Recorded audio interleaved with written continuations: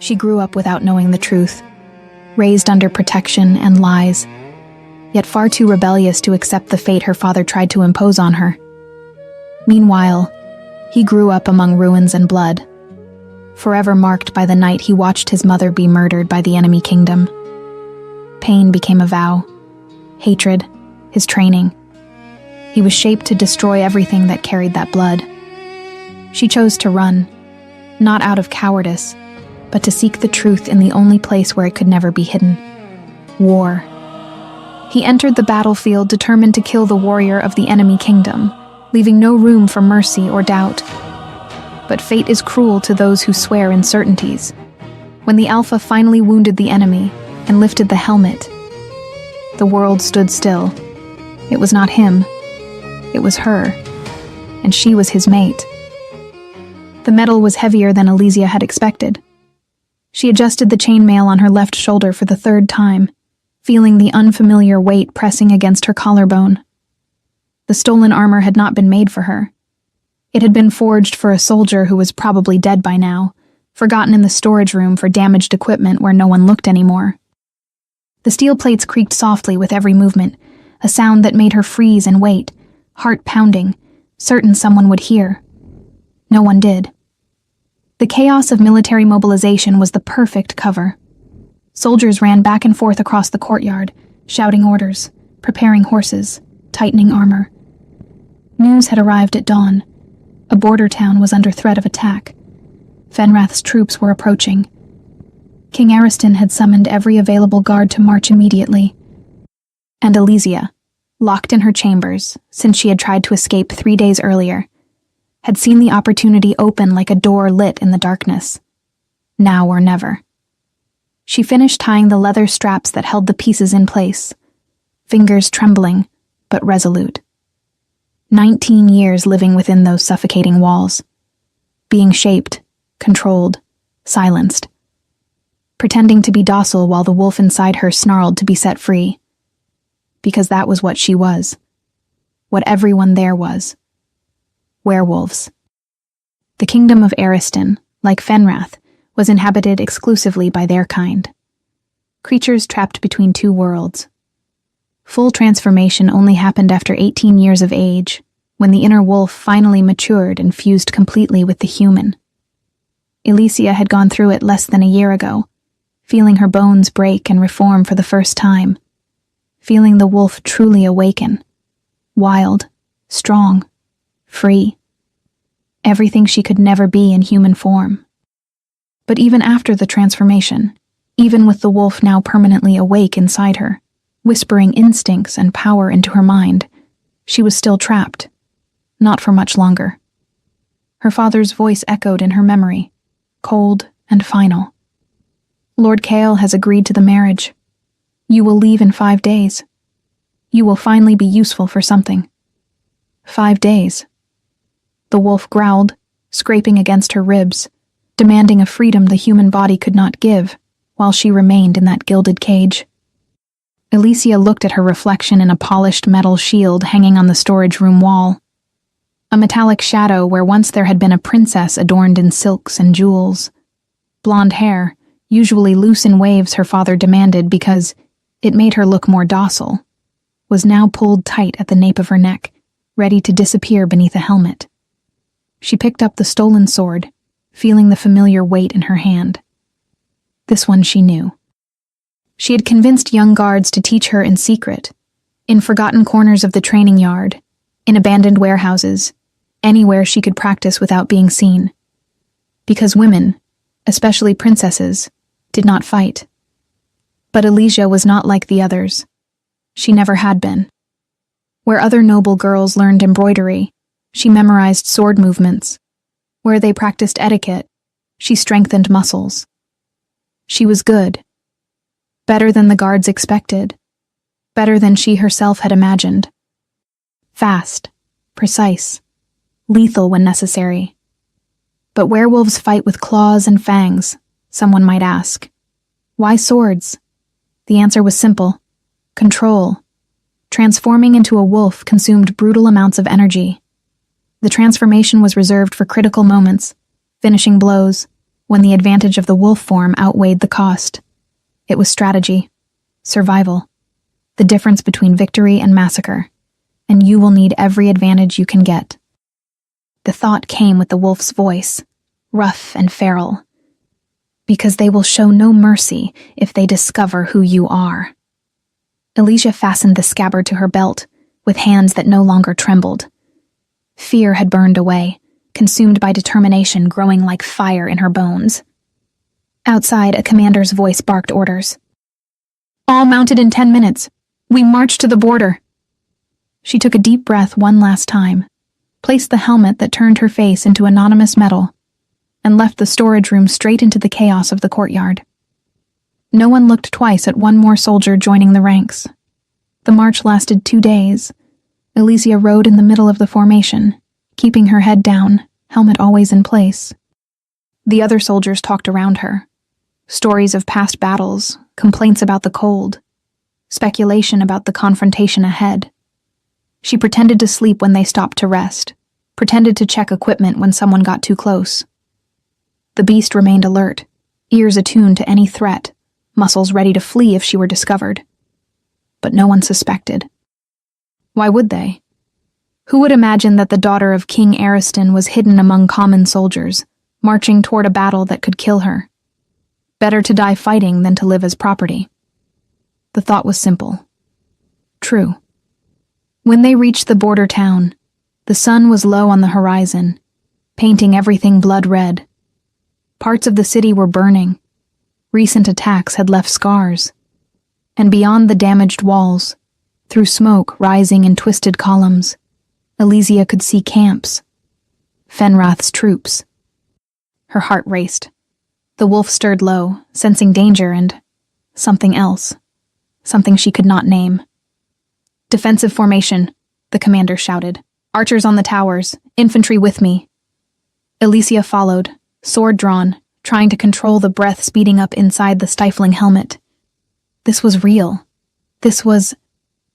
The first attack came like thunder. Fenrath warriors emerged from the smoke, most in human form wearing black armor. A few already transformed into massive wolves who used the advantage of speed before returning to human form to conserve energy. The clash was brutal. Metal against metal, snarls against screams, blood beginning to stain the ground. Elysia fought because there was no choice, and she fought better than she had ever been allowed to be.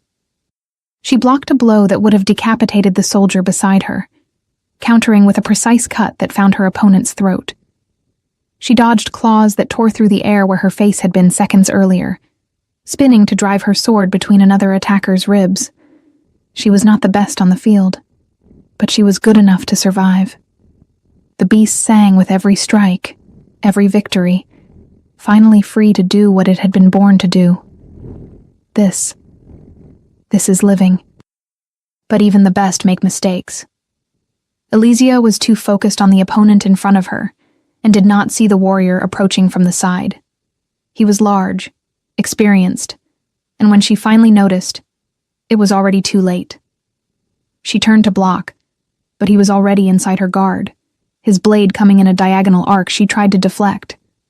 The sword slipped between the poorly fitted plates of her armor, cutting deep into her shoulder. Pain exploded, white and blinding. Elysia felt her legs give way, felt the world spin. She fell onto the mud slick with blood, hers and others, the impact driving the air from her lungs. The warrior who struck her had already turned to the next opponent, leaving her where she lay. Elysia clenched her teeth against the pain tearing through her shoulder. The wound was deep. She could feel hot blood soaking the armor. But werewolves healed quickly, not instantly. If she could get out of the battle, if she could get time, her body would close the cut, rebuild the damaged tissue. But I need to get out of here first. She tried to rise, but dizziness hit like a wave. Too much blood loss. Too fast. Get up. Get up. But her vision was darkening. Her body no longer obeyed. The battle raged around her, but the sounds were starting to fade. Boots stomped near her head. Blood splattered against her helmet. Consciousness began to slip. When the battle finally ended, when the last scream died and the heavy silence of death settled in, Raiden walked the field checking for survivors. It was always the part he hated most. Seeing the faces of the dead. Too young, too old. All the same once the blood stopped flowing. He was about to turn to the next section when something made the wolf inside him growl. Not in threat. In recognition? Raiden stopped, frowning. He turned his head, searching for the source of the strange sensation creeping up his spine. And then he saw it. A body fallen a few meters ahead. Armor marked with Ariston's crest. Too small for most soldiers. Motionless. Something inside him pulled. What? Raiden walked toward the fallen body, each step making the strange sensation grow. It was not danger. It was something deeper, more primal. Something that put the alpha inside him on alert in a completely different way. He knelt beside the fallen soldier. He saw dark blood staining the armor at the shoulder. He saw the chest rise and fall weakly, alive, but barely. And then he touched her, just checking the pulse at the neck, where skin was exposed between helmet and armor. The world exploded. Heat. Impossible fire racing through every vein, every nerve, every cell. A brutal connection tearing through all barriers, burning so fiercely that Raiden gasped, his hand freezing in place. His wolf roared, not in anger or pain, but in absolute recognition. Mate. The word echoed through every bone, every muscle, every fragment of his soul. No, no, no. Of all possibilities, not a soldier. But the bond did not care about denial. It was already there, sealed, irrevocable. The sacred chain linking two souls, impossible to break. With hands that trembled, not with fear, but with something far worse, Raiden tore off the helmet. Blonde hair spilled free. Golden waves plastered to her forehead with sweat and blood, spreading in the muddy ground like tarnished gold. Long lashes rested against pale cheeks, lips parted, struggling to breathe. Beautiful. The thought came before he could stop it, brutal and unwanted. Her eyes opened, green, like forest after rain, wide with pain and confusion, slowly focusing on him. And Elysia felt it. Even through the haze of pain, even as consciousness slipped, she felt it. The connection striking like lightning, burning through every barrier she had built. Her wolf, always controlled, always restrained, fully awakened with a silent howl that echoed through her entire soul. Mate, mate, mate. It was not a thought. It was absolute knowing. And it was him.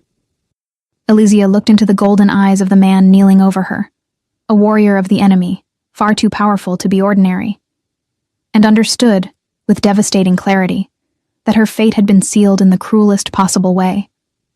No. The thought came weak and desperate. It cannot be him. Anyone but him. But she saw in his eyes that he felt the same.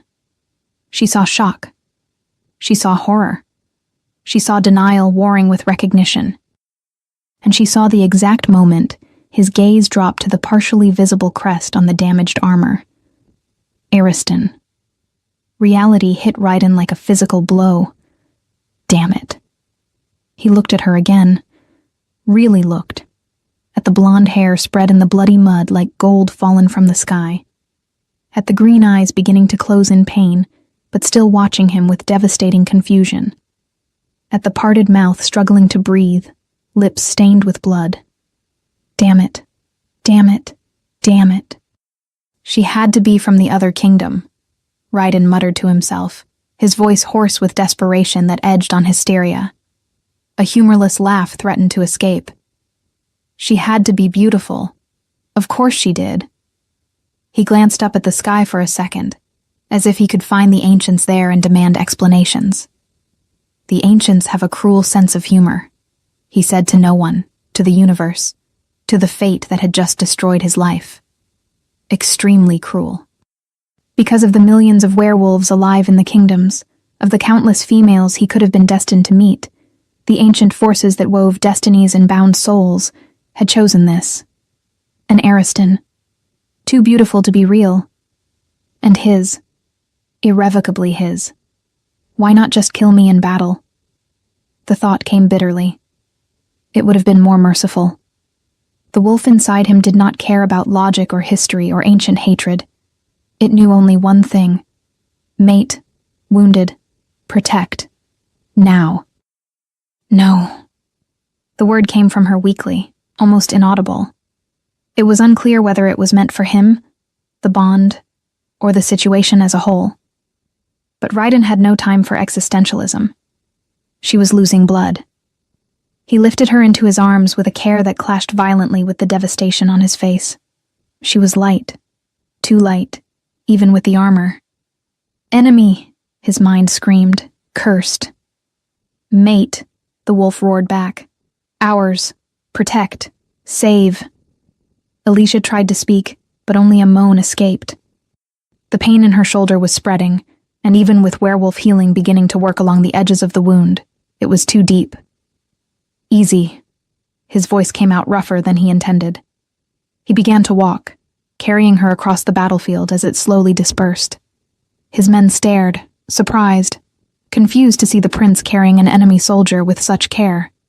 But none dared question him when they saw the expression on his face. Something between fury and despair, so intense it made seasoned warriors step back. Alicia fought to keep her eyes open, fought against the darkness pulling her under. But she was losing. The last thing she registered before consciousness slipped was his warmth around her, the rapid beat of his heart against her body, and the devastating sensation of the bond singing even as everything else faded. Mate. And then nothing. Throughout the entire journey back to Fenrath's castle, while she remained unconscious in his arms, Raiden waged a silent war. The thought hammered in his mind. Enemy. Cursed blood. But the bond did not care.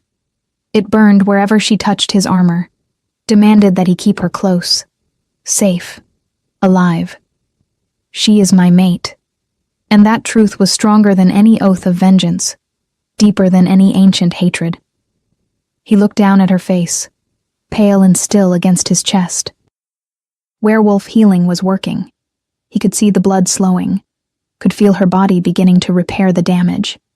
But it would still take hours, perhaps an entire day before she was fully healed. Enough time for him to decide what the hell to do. What were you doing there? The question echoed unanswered. Why was a princess of Ariston fighting on a battlefield? It made no sense. None of this made sense. When the castle appeared on the horizon, Raiden made a decision. He would not kill her. He could not.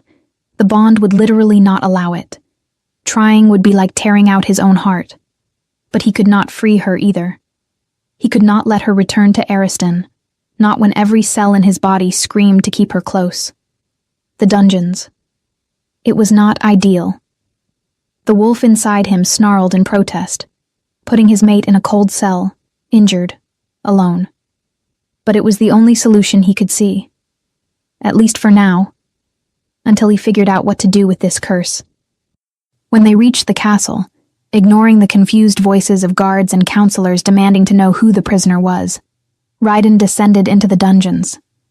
He laid her on the cot with a care that contradicted the situation, stepped back, locked the iron bars between them, and stood there, staring at her through the metal, fighting the worst battle of his life. The wolf whimpered, wounded, needs care. Ours. Enemy, the mind insisted. Danger. Ariston. Elysia remained unconscious, but the healing was progressing. Color slowly returning to her cheeks, her breathing deepening. Raiden closed his eyes, resting his forehead against the cold bars. This is going to destroy me. Because there was no happy ending here. There was no way to reconcile what the bond demanded with who she was, with the oaths he had sworn, with the blood staining both sides of this cursed war. But there was also no way to walk away. Elysia woke to the weight of a gaze. Not the cold stone against her back, not the throbbing ache in her healed shoulder, but the presence, heavy, intense, impossible to ignore, of someone watching every breath she took. Her eyes opened slowly, adjusting to the dimness of the cell, lit only by distant torches. And then she saw him. He was there, on the other side of the bars, motionless as a statue, golden eyes fixed on her with an intensity that stole the air from her lungs. There was no way to tell how long he had been there. It could have been minutes. It could have been hours. Elysia forced herself to sit up, ignoring the way her body protested the movement. The silence between them was thick, loaded with unspoken things that seemed to fill every inch of air in the dungeon. "How long have you been standing there?" Her voice came out rough, broken from disuse. "Long enough." His answer was deep, controlled. "Long enough to question every decision that brought me to this point." Elysia rose fully, her legs still shaky but steady enough, and walked to the bars. She kept her distance. Not too close, but close enough to see the details the battle had hidden.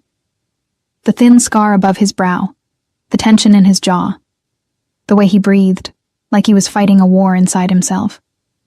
"Do you know my name?" she asked. "Elysia Ariston." He said her surname like ash on his tongue. Only daughter of King Ariston. Her stomach dropped.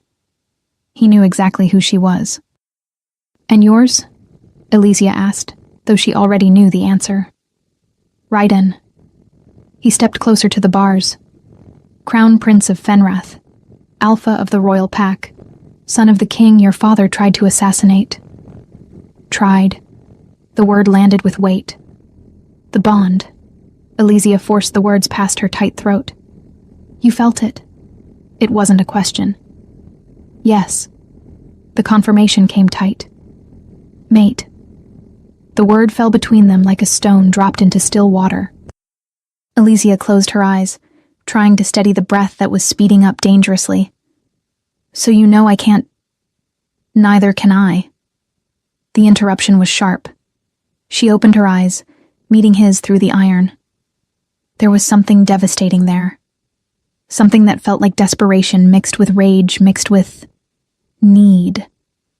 The wolf inside her growled low, recognizing his, calling, demanding she step closer, touch him, claim what was hers.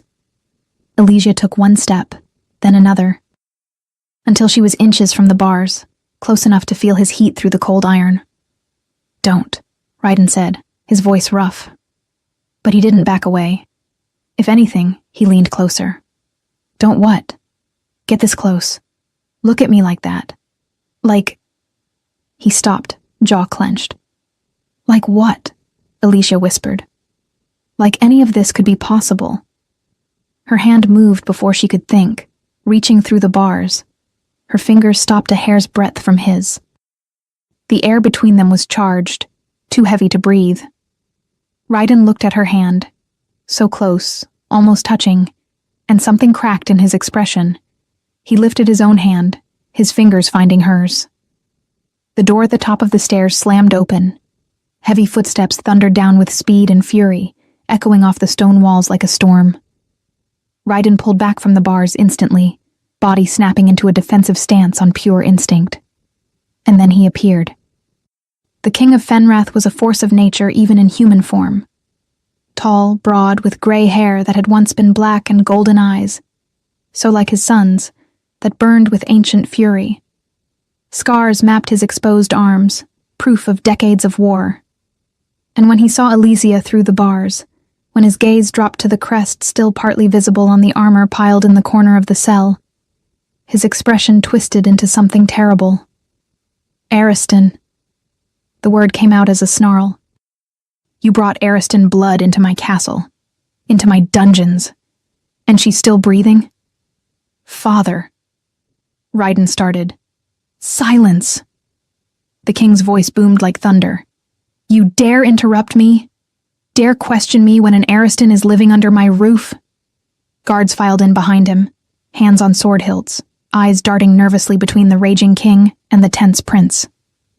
The king turned to the guards. "Open the cell, Now. No. Raiden moved, blocking the path between his father and the bars. You're not touching her. Move. No. The king stepped toward his son, and there was something dangerous in the way he moved. That woman carries the name of the man who broke into my home, who came into my chambers, who grabbed your mother by the hair and cut her throat while she begged for your life and mine. Each word hit like a blow. Alicia felt the world tilt, bile rising in her throat. That wasn't war, the king went on, his voice turning harder. It wasn't battle. It was murder. An execution. He came during a sacred celebration when we lowered our defenses. And he killed her. For land. I know. Raiden tried. You were 8. The king surged forward, stopping inches from his son's face. You saw her blood on the marble floor. You heard the screams. And you swear on her grave, that you would destroy everything that carried the name Ariston. Alicia gripped the bars to keep from falling, tears burning in her eyes. I didn't know, she said, voice breaking, desperate. I didn't know any of that. The king turned on her, and the hatred in his eyes was so visceral that Alicia recoiled without meaning to. You think I care what you knew? He strode to the bars. Raiden moved to intercept, but the king shoved him aside with brutal force. You carry his blood, his name, and that is enough. Father, stop. King Ariston has learned his daughter is here, the king said, his eyes still locked on Alicia. We intercepted messengers this morning. He's marching, with the full army, claiming we kidnapped his princess, using you as his excuse to attack. Alicia's heart stopped. No, he wouldn't. He doesn't care about you, the king cut in, voice flat. He wants a pretext, and you handed it to him for free. He turned back to Raiden. So I'll say this once, my son. Open this cell and end her. Quick. Merciful if you want. But now. Before Ariston's army reaches our gates demanding their princess back. No. Raiden's answer was steady. That is an order. I can't. Raiden's voice exploded, ricocheting off the walls. A deadly silence fell. Then, lower, wrecked. She's my mate. The world stopped. The king went utterly still, eyes wide with shock. Then horror. Then fury so intense the air itself seemed to vibrate. No, he whispered. Tell me it isn't true. It's true. Raiden held his father's gaze. I felt it when I touched her on the battlefield. The bond sealed. She's my mate. And I physically can't kill her, even if I wanted to.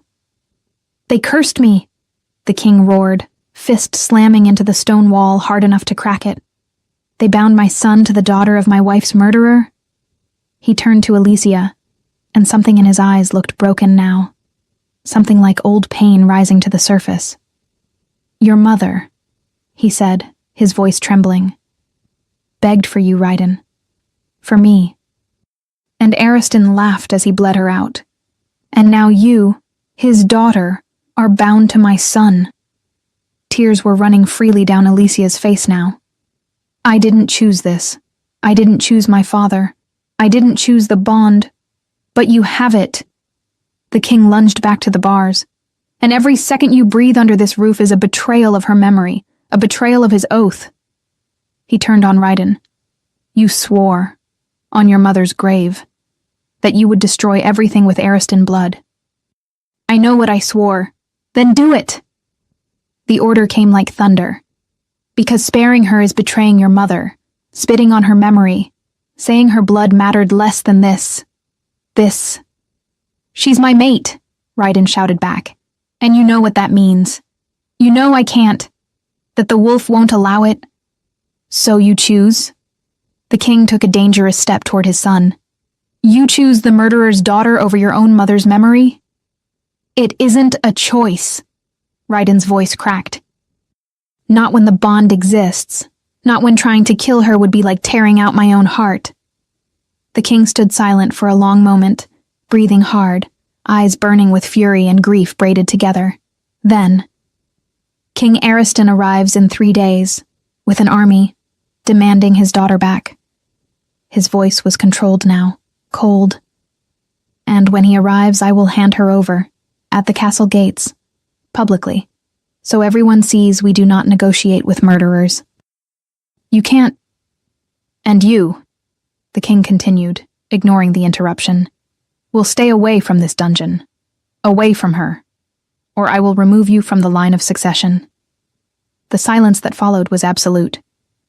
You wouldn't, Ryden said, but uncertainty threaded his voice. Try me. The king turned to the guards. No one enters or leaves this cell without my direct permission. And if the prince tries to come down here again, he looked at his son. Chain him up too. He started up the stairs, then paused, glancing back at Alicia one last time. 3 days, Ariston girl. Enjoy the fact I won't kill you. Because when your father arrives, I will return you myself. With that, he vanished up the stairs, guards following, leaving 2 new guards stationed at the entrance to the cell. Ryden stood frozen, staring at the place his father had disappeared, fists clenched so tight his knuckles went bone white. Ryden, Alicia began. No. He turned to her, and there was torment in his golden eyes. Don't speak. Don't make this harder. He'll force me to marry, she whispered. My father. When he finds out what I did. I know. Ryden stepped to the bars one last time, reaching through the iron to touch her face. The touch was brief, desperate. And I don't know how to stop it. Not without starting a war, not without betraying my own kingdom. He let her go, stepping back. And then he was gone. Heavy footsteps climbing the stairs, leaving Alicia alone in the dark. Time in the dungeon didn't move the same way.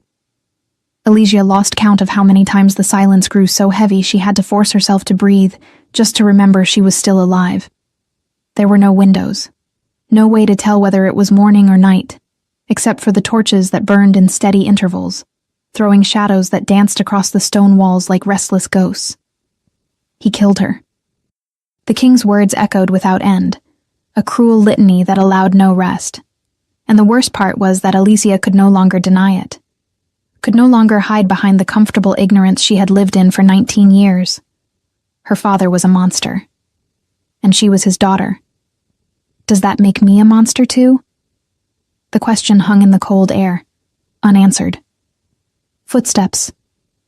Elysia snapped her head up, heart already racing before she even recognized the pattern. Ryden. He stepped out of the shadows, and they looked at each other in silence. It wasn't the awkward silence of strangers. It was the devastating silence of 2 people who knew exactly what the other was thinking, and had no words that could fix it. You came back, Elysia said at last. Yes, even though I shouldn't have. Ryden moved closer to the bars, and Elysia saw it then, the exhaustion in his eyes, the dark shadows beneath them, the tension in his jaw that spoke of sleepless nights. How much time is left? She asked. Less than 2 days. 2 days. Elysia stood, stepping toward the bars until she was inches from him. And then? Her voice came out lower, almost a whisper. When I'm gone, what will it be like for you? Ryden closed his eyes, as if the question were physical pain. I don't know.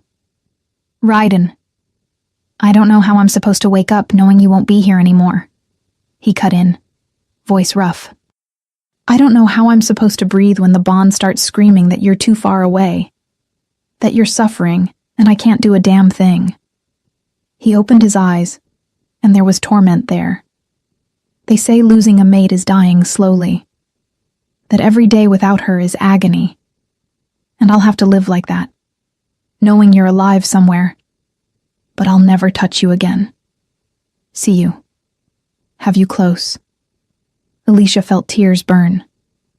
And I'll feel you too, even far away. Even when my father locks me up, marries me to another man, breaks me in every way, I'll feel you here. She pressed a hand to her chest, like a part of me is always missing. Alicia. Raiden reached through the bars, his fingers finding hers. The contact was electric, devastating. How do we do this? How do we let go when everything in us is screaming to hold on? I don't know. She laced her fingers with his, holding on as if it were the only real thing left. But I can't see any other option. You have a kingdom, a people, a duty you can't abandon for me. And if I wanted to? The question came out cracked. What if I wanted to say the kingdom can burn, that I don't care about anything except... You do care. Elysia squeezed his hand. And that's why this hurts so much. Because you're exactly who you're supposed to be. Good. Honorable. And I can't ask you to change that. Silence fell again, too heavy to break easily. Raiden pulled her hand closer, pressing it to his chest, over the heart beating unevenly. I'm going to miss you. Even without ever really having had you. I'm going to miss you, like I've lost something essential. Me too. The tears finally fell. I'll think of you every night. Wonder if you're okay, if you manage to move on. I won't have peace without you, Raiden said, his voice firm despite the pain. But I'll survive. Because I have to. Elysia forced a smile through her tears. Promise me one thing. Anything. Don't hate me. After I'm gone, after time passes and all of this turns into memory, don't hate me for the name I carry. Raiden let go of her hand, took out the keys, and unlocked the cell with movements that looked automatic. The door creaked as it opened, and he stepped inside, closing the distance until there was no space left. I could never hate you, he whispered, his hand rising to cup her face with devastating gentleness. Even if I tried. Even when it would be easier. I can't. Elysia covered his hand with hers, turning her face to press her lips to his palm. Then give me something to remember. In the 2 days we have left, give me a memory that isn't only pain. It wasn't clear who moved first, and suddenly his mouth was on hers, and the world disappeared. It wasn't a kiss of reckless passion. It was a goodbye kiss. Two people holding on to each other knowing it was the only time, that after this, there would be nothing but absence and longing, and the echo of what could have been. Raiden's hand slid up to hold her face with a gentleness that clashed with the desperation in the kiss. And Elysia clung to him, fingers fisting in his clothes, pulling him closer, trying to carve every detail into memory. His warmth, his scent, the way he breathed against her. It lasted seconds. Maybe minutes. Time lost all meaning. And then reality returned like ice water. Raiden pulled back first, retreating as slowly as he had come in.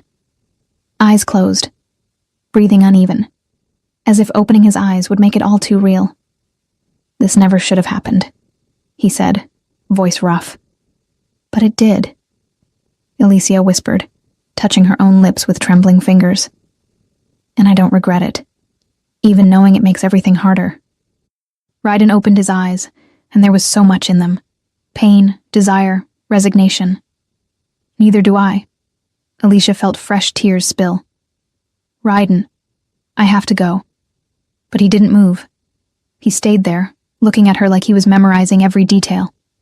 Before I can't. Then go. Elysia forced the words past her tight throat. He touched her face one last time, just a brush of fingers against her tear-wet cheek. Then he stepped out of the cell, locking the door again with hands that visibly shook. I'm going to miss you, he said, his voice breaking.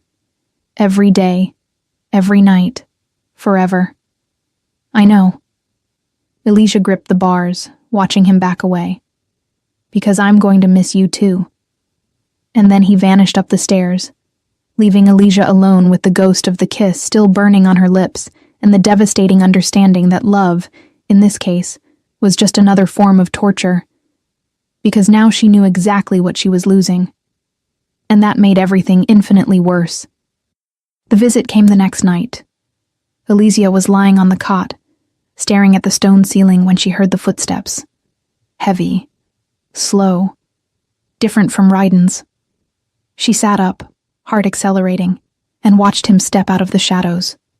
The King of Fenrath, alone again. But there was something different this time. The fury was gone completely, replaced by something far worse. Weariness, emptiness. As if he had carried a weight for so long he had forgotten what it felt like to set it down.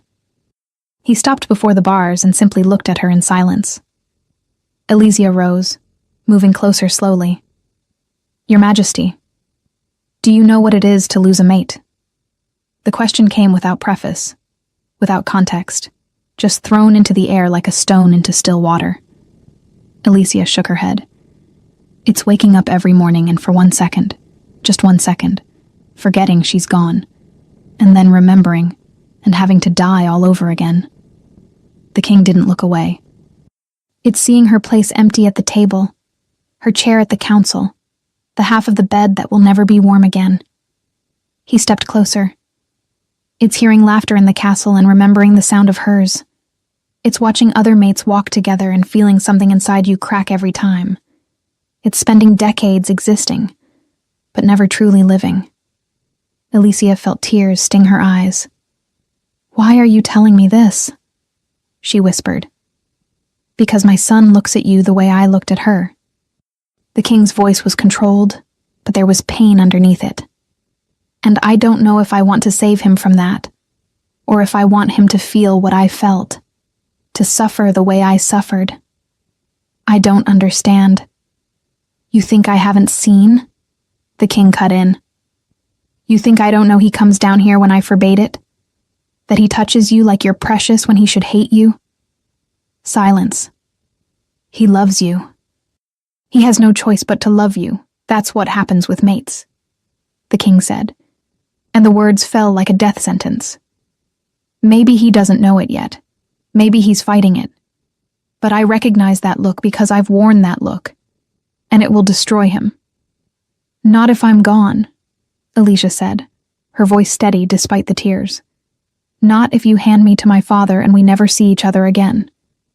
"You think distance matters?" The king gave a bitter, humorless laugh. "The bond doesn't care about distance. He'll feel it when your father hurts you. He'll feel every pain, every humiliation, every night you suffer. And he'll die slowly knowing he can't do anything." He stepped closer still, until only the bars separated them. "Just like I died. When she died. My body was still here, but the part that mattered, the part that knew how to live, died with her. Then help me," Elysia begged. "Help me escape. Run from both kingdoms.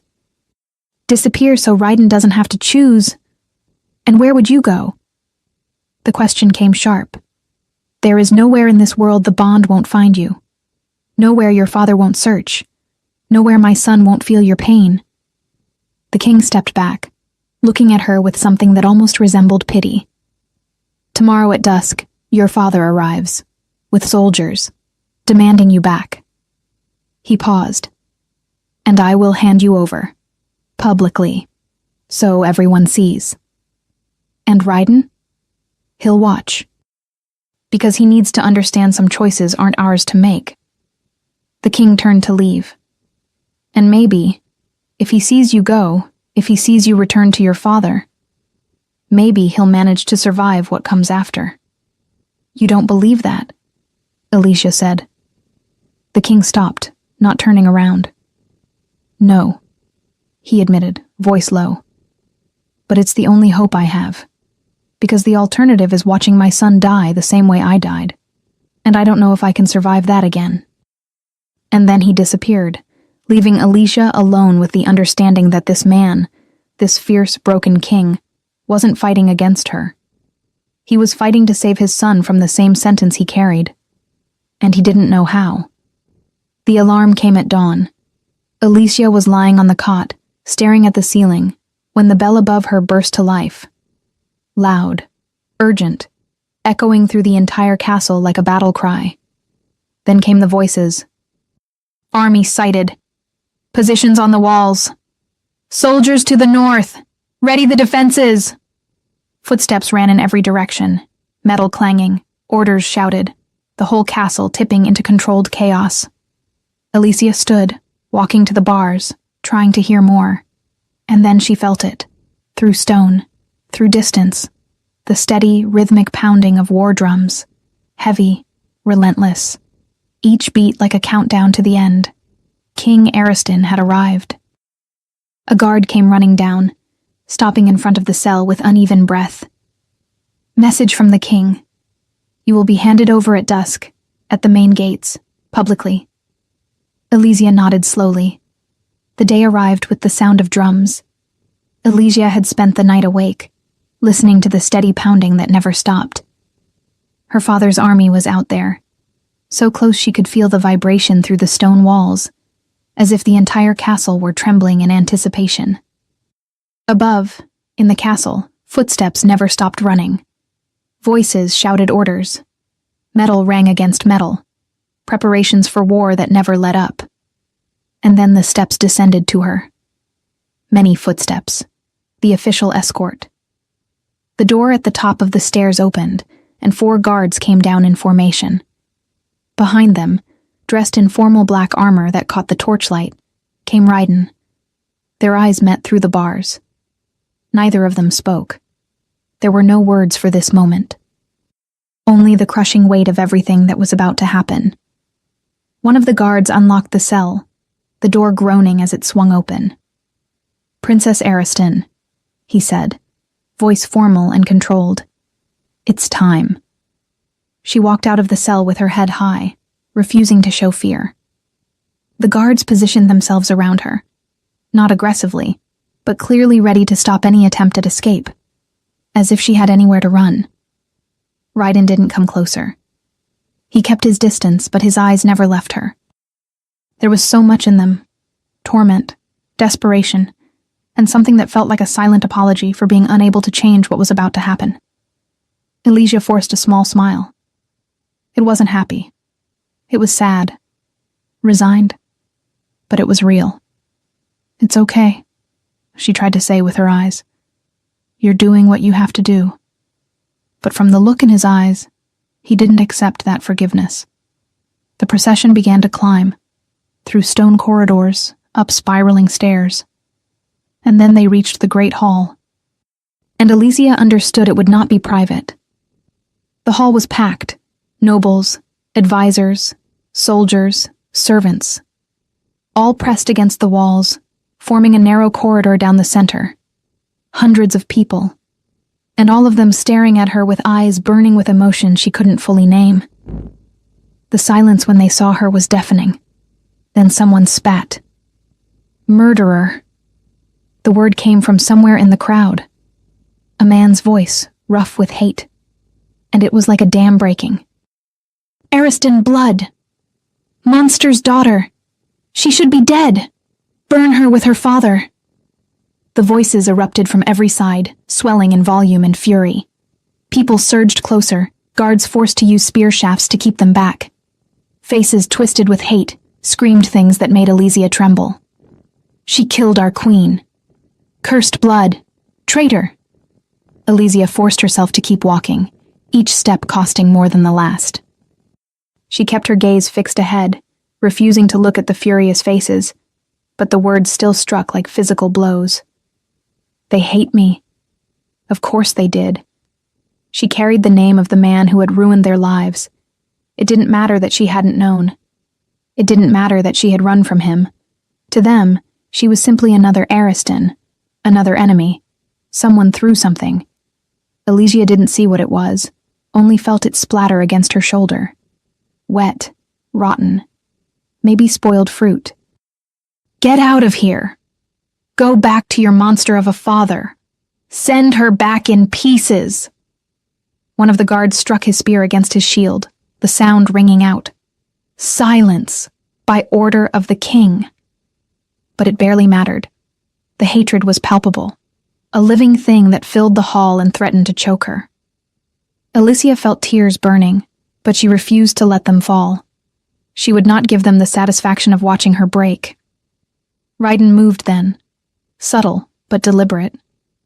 He positioned himself closer, a human shield between Elysia and the most violent part of the crowd.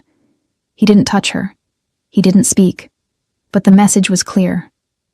Touch her, and you answer to me. Some in the crowd noticed. Confused murmurs began to mingle with the hateful shouts. Why is he protecting her? She's a prisoner, not a guest. Has the prince lost his mind? At last they reached the end of the hall, where the king of Fenrath waited. He was dressed in full armor, not ceremonial, decorative armor, but real battle armor, tested, marked, ready for war. He glanced at her briefly as she passed, and something flickered across his face. Then he turned to the crowd, his voice booming through the hall. Silence! The command was absolute. The crowd fell quiet instantly, though the hatred still thrummed in the air. This woman, the king said, gesturing toward Elysia, carries a name we all have reason to hate. But she is in Fenrath's custody, and anyone who lays a hand on her without permission will be treated as a traitor. Understood? Reluctant murmurs of agreement. Good. The king turned. Now let's finish this. The procession continued, through side corridors, away from the raging crowd, toward the main doors. But Elysia could still hear the shouting echoing behind them, each word a scar that would never fully heal. When they finally reached the massive doors leading outside, the king stopped. He gestured, and the guards began to open the doors. So many soldiers. Perfect formation. Armor gleaming under the sun beginning to set. Banners bearing the Ariston crest snapping in the wind. And at the head of it all, mounted on a black horse that looked as cruel as its rider, there he was. King Ariston. Elysia hadn't seen him in days, but it felt like a lifetime. He was exactly as she remembered. Tall, broad, dark hair beginning to gray at the temples. A face carved into hard lines that had never known gentleness. And those eyes, storm gray, ice cold, fixed on her with an intensity that turned her stomach. There was no love there, no paternal concern, only cold, calculated rage. But there was something else, too. Something in his eyes when he saw how she was positioned. Between guards, a prisoner, but also protected. Surprise. And then even greater fury. The king of Fenrath walked to the edge of the staircase leading to the doors, Elysia and Raiden behind him. The two armies were separated by perhaps 50 meters of open ground. Neutral territory, but the tension was so thick it felt solid. King Ariston, the king of Fenrath called, his voice carrying through the silence. You've come to retrieve your property. The insult was deliberate. Elysia felt, more than saw, Raiden tense behind her. King Ariston dismounted with fluid movements that belied his age. He walked a few steps forward, stopping at the edge of his own army. I came to retrieve my daughter, he corrected, voice deep and controlled. Who was kidnapped while traveling? An act of war. Kidnapped? The king of Fenrath let out a humorless laugh. Interesting story. Tell me, Ariston, did your daughter look like she was resisting when she was found on the battlefield dressed as a soldier? Murmurs rippled through both armies. Ariston didn't blink. Clearly manipulated, deceived. My daughter would not have choices of her own, so inappropriate. Your daughter, the king of Fenrath said, his voice hardening, seems to have made quite a few choices, including running from you. Lies. The word snapped. Fenrath has always lied. Always twisted truth to paint itself as the victim. When everyone knows that. Everyone knows what? The king took a step forward. That you invaded my palace during a sacred celebration? That you murdered my unarmed mate? That you tried to kill my 8-year-old son? The silence that fell was absolute. Soldiers on both sides exchanged looks. This was more than diplomacy. This was a reckoning decades in the making. King Ariston smiled. It was a terrible expression. No warmth, no humor. Only the sharp edge of a blade. Your mate died in war. Tragic, certainly. But war has consequences. He looked directly at Elysia then. Now, My daughter, immediately. Or there are reasons here to take what is mine by force. No. The word left Alesia before she could stop it, before she could think, before she could weigh consequences. Every eye turned to her. Alesia stepped forward, out from behind the King of Fenrath, placing herself where everyone could see her clearly. No, she repeated, her voice steadier now. I'm not going back with you. King Ariston narrowed his eyes. Alesia, return to your place. You are clearly confused. I'm not confused. Alesia descended another step. For the first time in my life, I'm seeing clearly. Silence. The order cracked like a whip. You do not speak without permission. You silenced me for 19 years. Her voice rose, echoing. You fed me lies. You told me Fenrath were the monsters, that the war started because they struck first, that their queen died in fair battle. She could feel Raiden tense behind her, could feel the King of Fenrath watching with razor focus. But it was a lie, Alesia went on. All of it was a lie. You invaded during a sacred celebration. You murdered an unarmed woman. You left an 8-year-old child watching his mother die on the floor. Murmurs burst among Ariston's soldiers. Some looked shocked, others confused, but all of them were listening. King Ariston took a threatening step forward. I dare tell the truth, Alesia shouted back. Because I'm your daughter, but I'm not you. And I won't spend one more day living inside your lies, being sold to seal your alliances, pretending you're anything other than the monster you've always been. The silence that followed was so complete, Alesia could hear her own heartbeat. King Ariston went perfectly still, his face carved from stone. But something in his eyes now, fury so intense the air around him seemed to vibrate. You, he said low and dangerous, have just committed treason. Against your family, against your kingdom, against me. Then I'm a traitor, Alesia answered, keeping her voice steady even as fear snarled beneath her ribs. I'd rather be that than be complicit. King Ariston turned to his soldiers. Take her. Now. 10 soldiers moved at once, starting across the neutral ground toward the stairs. And Raiden moved. He appeared at Alesia's side so fast she barely saw him, sword drawn, placing himself between her and the approaching soldiers. One more step, Raiden said, his voice sharp as steel, and that's a declaration of war. The soldiers stopped, looking to King Ariston for instruction. Move aside, boy, Ariston said. She is my daughter, my property. You have no right. She is under Fenrath's protection, Raiden cut in, and anyone who touches her answers to me. Raiden, the King of Fenrath said behind them, his voice weighted with warning. Think about what you're doing. I am thinking, Raiden replied without turning. And I choose to protect her. The king was silent for a long moment. Then he exhaled, heavy, resigned, and stepped down to stand beside his son. Then Fenrath chooses to protect her, the king declared, his voice carrying. Alesia Ariston is in our custody. Any attempt to take her by force will be considered an act of war. King Ariston looked between father and son, something dangerous glinting in his eyes. Do you understand what you're doing? You're starting a war over a girl who isn't even yours? She is my mate, Raiden said. The world stopped. Alesia felt the air leave her lungs. He had said it, publicly, in front of both armies, in front of her father. There was no going back now. Murmurs erupted, soldiers on both sides shocked, confused, horrified. The mate bond was sacred, unbreakable, and Raiden had just declared he was bound to the daughter of the kingdom's greatest enemy.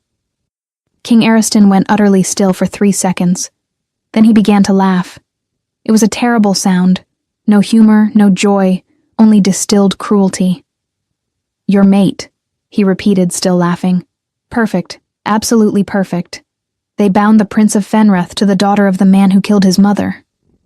He stopped laughing abruptly, his face snapping back into that cold mask. It doesn't matter. Bond or not, she's mine. And I will take her back, even if I have to burn this castle down to the foundations. Try, Raiden said, low and dangerous, and find out what happens when you touch what's mine. King Ariston looked at his daughter one last time. You chose your side, Alicia. Remember that when everything collapses. When this kingdom you're protecting bleeds because of you. When people die because you couldn't obey. He turned to his soldiers. Prepare for siege. No one enters or leaves this castle.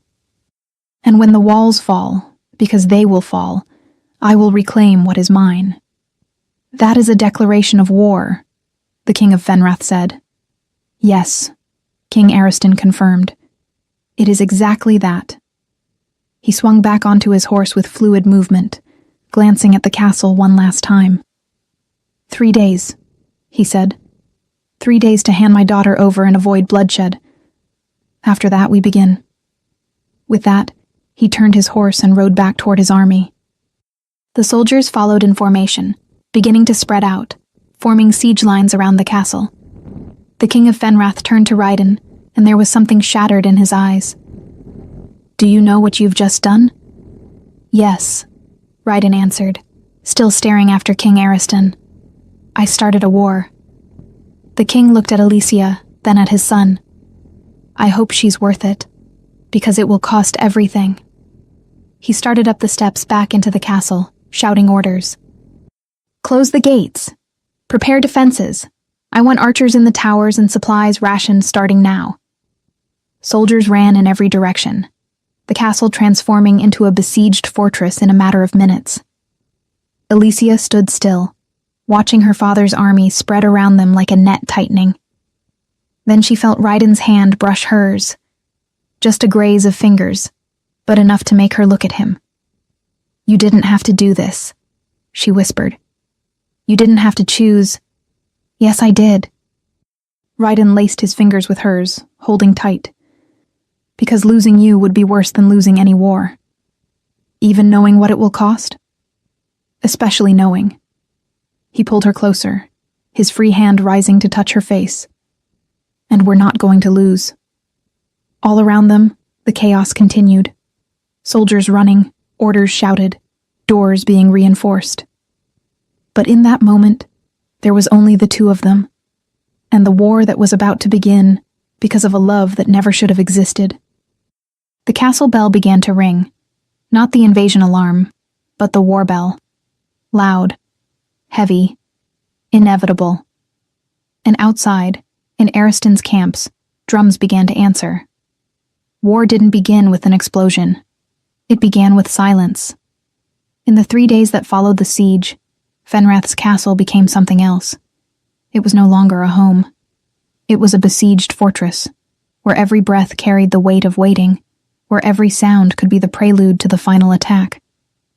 Alicia did not return to the dungeons. The king ordered her placed in rooms, not the royal chambers, but decent quarters in a side tower. There were guards at the door. Not to keep her imprisoned, the king made it clear, but to protect her from the fury of Fenrath's own people. Because even inside the castle, even under official protection, she was still an Ariston. And hatred didn't vanish because of decrees. Alicia spent the first hours simply staring out the narrow window, watching her father's army settle in. Tents going up. Fires being lit. Weapons being sharpened. The door opened without warning. Alicia turned, expecting a guard or a servant. But it was Raiden. He looked different, still in armor, but there was something in the way he moved now. Heavier, as if the weight of what he had done was finally sinking in. You should be with your father, Alicia said softly, planning defenses, preparing the soldiers. I was. Raiden shut the door behind him, leaning back against it as if he needed the support. For the past 10 hours. But I needed to see you. I needed to know you're okay. I'm alive. Alicia tried to smile, but couldn't quite manage it. Does that count as okay? Raiden crossed the room in 3 long strides and pulled her into him before she could think. His arms closed around her with a force that should have been too much, but felt like exactly what she needed. Elysia clung to him, face sinking into his chest, breathing in the scent of metal and leather and something that was fundamentally him. "I'm sorry," she whispered against his armor. "For all of this. For making you choose. For starting a war. Stop." His voice was firm but gentle. "You didn't start anything. This war began decades ago. You only forced us to finally face it." He drew back slightly, hands framing her face so he could look into her eyes. "And I don't regret the choice, even knowing what it will cost. There are still 2 days," Elysia said, her voice breaking. "Your father could hand me over, avoid all of this, save lives. It won't happen." The interruption was soft but final. "He's already decided. Fenrath will fight." Elysia closed her eyes, silent tears falling. They stayed that way for long minutes, simply holding each other in the quiet of the room, while outside the world prepared to bleed. The second day brought the moment Elysia both feared and needed. The king of Fenrath called an assembly in the main courtyard. Not just soldiers, everyone. Nobles, advisors, servants, citizens who lived within the walls. Everyone who had shouted "murderer" when she passed. Elysia went down escorted by guards, Raiden at her side. She could feel the stares, some still full of hatred, others curious, some uncertain. The king stood on a raised platform, armor gleaming under the sun. When Elysia arrived, he motioned for her to come up. She hesitated, but Raiden touched her back gently, urging her on. She climbed, and stood beside the king, facing hundreds of eyes fixed on her. The silence was absolute. "You saw this woman," the king began, his voice carrying across the courtyard. "And you shouted, 'Murderer! Traitor!'" Uncomfortable murmurs rippled through the crowd. "And you had reason to hate the name she carries," the king continued. "King Ariston took something precious from us. He killed our queen. He stained our kingdom with innocent blood. And this woman is his daughter." Elysia forced herself to keep her head high, even as she felt the weight of every gaze. "But you also saw," the king said, his voice growing stronger. "When she stood before her own father and defied him. When she exposed his lies in public. When she chose to stay here, knowing she could die, rather than return to the monster who raised her." He turned to look directly at Elysia. "This woman is not responsible for her father's crimes. She proved that when she had courage few would have, enough to look her own blood in the face and say no, to choose truth over family loyalty, to choose honor over survival." The king turned back to the crowd. "My son has chosen her as his mate, and I accept that choice. Elysia Ariston is no longer only the enemy's daughter. She is the mate of my heir. And when the war to come is over, she will be part of this family." The silence that fell was heavy. Then, from the back of the crowd, someone began to clap. Slowly, hesitantly. Another joined, then another. It wasn't an outburst of approval, but it was acceptance, a recognition that perhaps blood didn't define everything. Night came. At dawn tomorrow, the battle would begin. Elysia was in her quarters when Raiden entered. No armor this time, just simple clothes, hair loose. And in his eyes there was something that made her heart tighten. Fear, not of battle, but of loss. "Tomorrow," he said, voice rough. "Everything changes." "I know." Elysia crossed the room to him. "And I need to tell you something before it's too late." "What?" "I'm going to fight." The words came out steady, without hesitation. "Tomorrow, at your side, on the front line." "No." The answer was immediate. "Absolutely not. It's suicide. And staying here waiting to see if you survive is worse," Elysia cut in. "You think I can stay hidden while you bleed? While people die protecting me? Elysia, you don't have enough training. I have more than you think, and I have something more important." She held his face in both hands. "I have a reason to fight." I have you to protect. And no one is going to tell me I can't stand beside my mate when he needs me most. Raiden closed his eyes, conflict etched into every line of his face. If anything happens to you, then it happens. But it happens fighting, not hidden like a coward. Alicia pulled him closer. Don't ask me to be anything other than what I am. Not now. Not when this could be our last night. The words hung between them, raw and honest. Raiden opened his eyes, and there was so much there. Love, fear, desire, desperation. Our last night, he repeated softly. Maybe, Alicia whispered. So don't waste it trying to convince me to stay safe. Something broke in him then. The last resistance, the last trace of control. He pulled her into him, his mouth finding hers with an urgency that stole the air from her lungs. It wasn't gentle. It wasn't hesitant. It was pure need, connection, confirmation. The desperate urge to carve every touch into memory in case it was the last. Alicia answered with the same desperation, fingers tangling in his hair, pulling him closer, closer, as if she could fuse herself to him and never be separated again. Raiden lifted her without effort, carrying her to the bed. He laid her down gently on the sheets, his body covering hers. But he paused, staring at her as if he were memorizing every detail. I love you, he said, his voice breaking with emotion.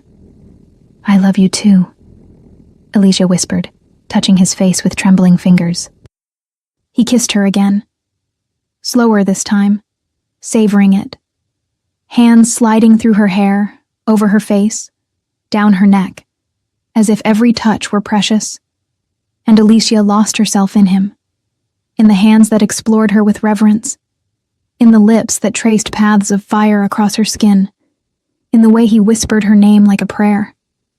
Clothes disappeared, slowly, carefully, each layer removed, revealing more skin that had never been touched like this, exposing vulnerabilities that went far beyond the physical. When at last there were no more barriers between them, when they were completely bare to each other, Raiden stopped again. Are you sure? He asked, even with desire plain in his eyes. Because after this, there's no going back. You'll be mine in every way. I'm already yours, Alicia replied. Raiden touched her as if she were sacred, hands mapping every curve with a care that contrasted with the obvious need.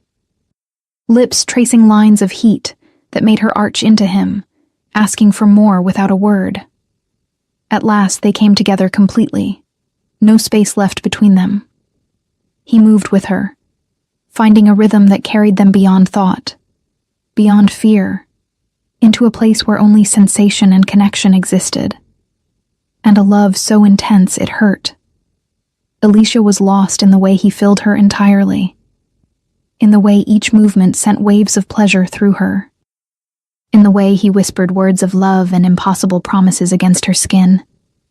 When the tension finally broke, when they reached the peak together with each other's names on their lips, Alicia felt something inside her click into place, as if a piece that had always been missing had finally fit. The mate bond sang, louder, stronger than ever, sealing them in a way that went beyond the physical. Souls threading together so completely it was impossible to tell where one ended and the other began. Afterward, tangled in rumpled sheets, hearts still racing, sweat cooling on their skin, they simply held each other. Neither of them wanted to break the silence, because speaking meant acknowledging the night was ending. That morning would come, and everything would change. Dawn arrived cold and gray. Alicia woke still in Raiden's arms, sensing the shift in the air before she even opened her eyes. Today was the day.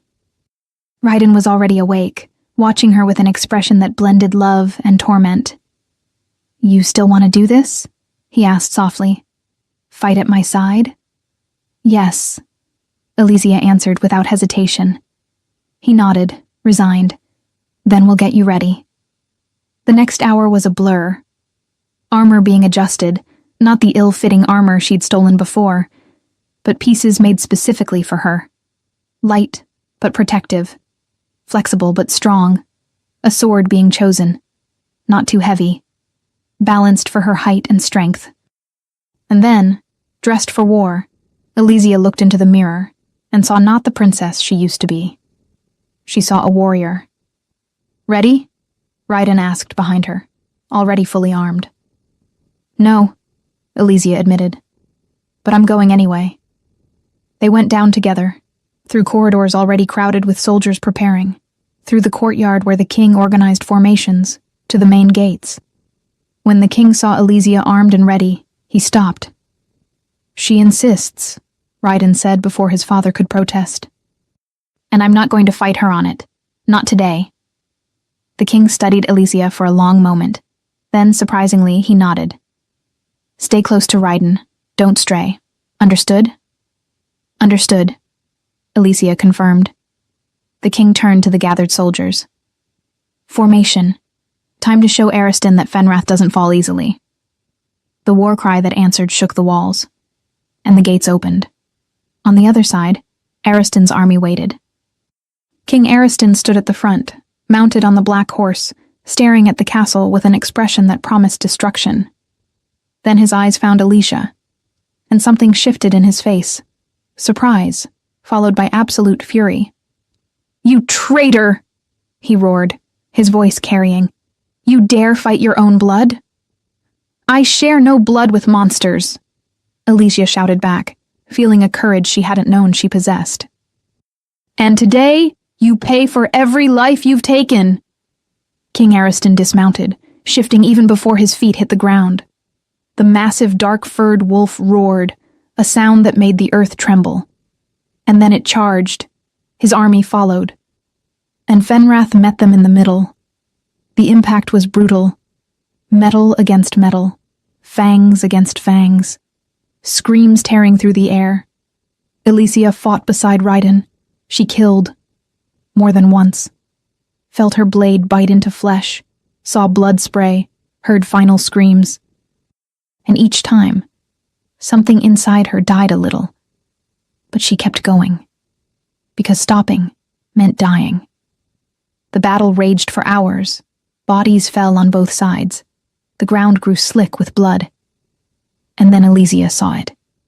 Her father, the massive wolf, breaking through Fenrath's lines, heading straight for the king. Raiden saw it too, shifting instantly. His wolf launched, intercepting Ariston before he could reach the king. The two wolves collided with a force that cracked stone, rolling in a mass of fangs and claws. When they separated, both bleeding, Elysia saw the plan forming. The king of Fenrath shifted, and 3 of his best warriors did the same. 5 wolves now surrounded Ariston, not to kill him, but to capture him. Ariston fought with desperate ferocity, but even a powerful alpha couldn't defeat 5 coordinated opponents. They forced him down, fangs locking onto legs, throat, pinning him without killing. "Stop!" The shout came from one of Ariston's commanders. "Lower your weapons! The alpha has fallen!" Confusion rippled through Ariston's army. But slowly, following ancient protocol, weapons began to drop. Because without a leader, without an alpha, there was no battle. Only surrender. Raiden shifted back to human, breathing hard, covered in blood but alive. The others did the same, keeping Ariston, still in wolf form, pinned to the ground. "Shift," the king of Fenrath ordered, voice hard. "Face your judgment as a man, not a beast." For a moment it looked like Ariston would refuse. Then slowly he shifted back. Naked, bleeding, but still with that arrogance in his eyes. Someone threw a cloak over him. Fenrath's soldiers hauled him up, wrenching his arms behind his back. The king walked until he stood before him, eyes burning with hatred and old memories. "King Ariston," he said, his voice carrying across the now silent battlefield. "You invaded my kingdom, murdered my mate, brought war to our doors, and now you are captured." He paused, letting the words settle. "By the law of our people, you have 3 choices: death, exile, or full transfer of power to the direct heir." Ariston looked around, at his defeated army, at the bodies scattered across the field, at the daughter standing beside the enemy. "If you choose death," the king continued, "you will be executed at sunset. If you choose exile, you will be banished from both kingdoms, condemned to wander as a nameless drifter with no home. If you choose to transfer power, your daughter takes the throne as Queen of Ariston, all territories, all authority, and you lose everything." Absolute silence fell. Ariston finally looked at Alicia. Really looked, perhaps for the first time seeing beyond property, beyond a political tool, seeing the woman she had become in spite of him. "Alicia," he said, voice rough. "Come closer." Alicia hesitated, but Ryden touched her back gently. She walked to stand before her father, keeping a safe distance. "You defied me," Ariston said, not as an accusation but as fact. "Publicly, exposed me as a liar and a murderer before both kingdoms." "Because it was the truth," Alicia replied steady. "Yes, it was." He studied her for a long moment. "And in doing it, you proved yourself stronger than I ever was. Strong enough to choose honor over blind loyalty. Strong enough to admit when you were wrong." He took a deep breath. "I spent decades building an empire of lies, creating war where there could have been peace. And I raised you inside all those lies, believing it would make you the perfect tool." "And you did," Alicia said softly. "Until I broke." "Yes." Something that almost looked like pride flickered in his eyes. "And in breaking, you became exactly what this kingdom needs. What both kingdoms need." He turned to the King of Fenrath. "I choose transfer of power. All territories. All authority are hers." Murmurs exploded among soldiers on both sides. Ariston looked back at Alicia. "And I choose exile as well. I leave everything behind. Kingdom, name, power." "Father," Alicia began, but he shook his head. "Don't call me that. I didn't earn that title." His voice cracked for the first time. "You offered defiance, truth, courage, and all I ever gave you in return was lies and control." He closed his eyes for a moment. "Forgive me." The words came low, broken. "For every lie. For every time I made you feel less than you are. For trying to shape you into something you never should have been." Tears streamed down Alicia's face. "I forgive you, but I don't forget." "You shouldn't." Ariston opened his eyes. "Carry what I did as a reminder of how not to lead, of how not to love, and be everything I failed to be." He turned to the guards. "I'm ready. Take me to gather my things, and then to exile." The King of Fenrith nodded. "So be it. King Ariston is banished from both kingdoms. Anyone who gives him shelter will be treated as a traitor." Guards began to lead Ariston away, but he stopped, looking at Alicia one last time. "You chose right," he said softly. "He'll love you better than I ever could. And he'll give you the future you deserve." And then he was gone, escorted by guards. Leaving Alicia there, holding the signet ring a guard had placed in her hand, the symbol of leadership over an entire kingdom.